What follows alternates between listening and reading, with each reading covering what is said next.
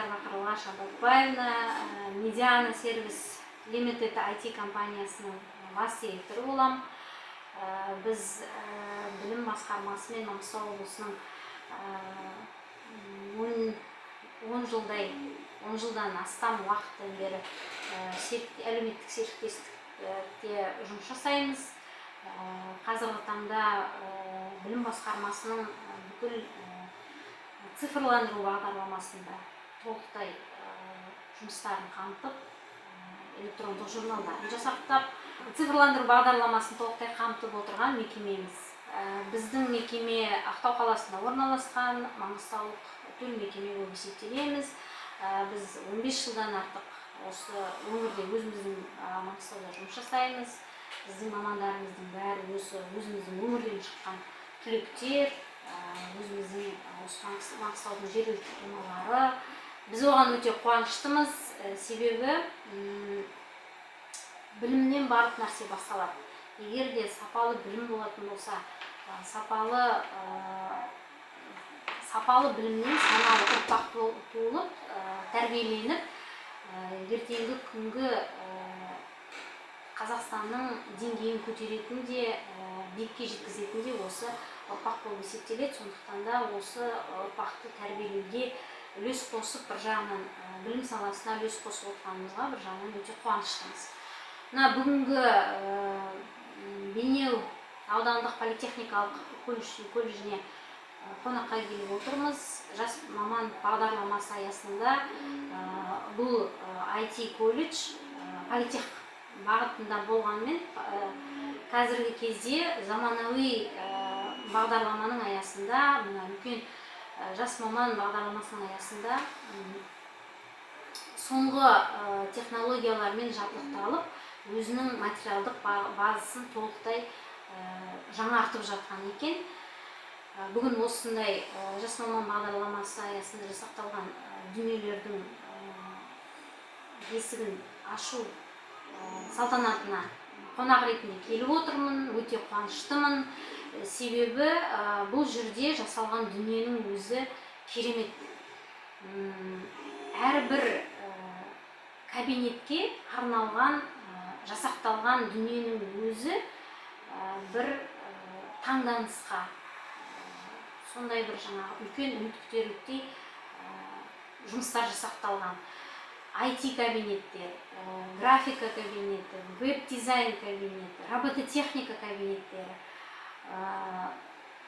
Ескі мамандық болса да, мұнай және де темір жол, себебі Бейнеу ауданы 9 жолдың тоғысқан жерінде орналасқандықтан, бұл жерде темір жол бағытында да мамандарды дайындайды екен. Міне осы саланың өзін автоматтандырылғанына өте таңданыспен, қуанышпен қарап мәз болып отырған жайым бар. Себебі оның бәрі әрбір үйдегі баланың тәрбиесіне, біліміне құйылып отырған еңбек. Бұл жерде айта кетерлік, Бейнеу политехникалық колледжінің ұжымының еңбегі өте зор. Басшыларының да еңбегі өте зор. Себебі әрбір басшы, әрбір осы ұжым өзі ынталанып, өзі қызығушылығын бар еңбегін салатын болса, міне сонда ғана осындай кереметтей дүниелер шығады.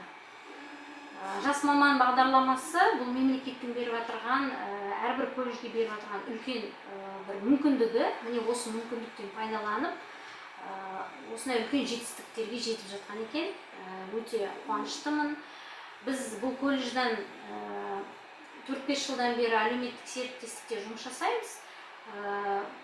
Студенттерін практикадан өтеді біздің мекемеден. Қолдарына дипломдарын алғаннан кейін жұмысқа орналасады біздің мекемеге. Міне осының бәрі осы ұжымның еңбегі. Себебі ұжым қандай берік, бірге сплоченный жұмыс жасаса, міне осындай ұжымнан кереметтей студенттер, оқушылар қарлығаштар ұшып, жылда әрбір өндіріске өз білімін, осы оқу мекенінен алған білімін әрбір өндіріске еңбек ретінде өздерін салып жатыр. Не деймін, табыс тілеймін. Әрі қарай да атақтары жаңғыра берсін. Бәрімізге белгілі, бүгін күні бойы осыны әңгіме қылып айтып отырмыз. Барлығымызға белгілі, Америкада Кремниевая долина бар. Оны өзіңіз жақсы білесіздер. Ол жерде ең керемет үлкен мекемелер, өзімізге танымды, естіп жүрген, аузымызда жүрген күнделікті үлкен IT бағытындағы үлкен мекемелердің бәрі сол жерде орналасқан. Міне сол Кремниевая долинаның өзі шалғайда, бір жағы құмдық пустыня дейміз ғой, міне осындай жерде орналасқан болатын болса, бір жағы сумен обхватывать еткен.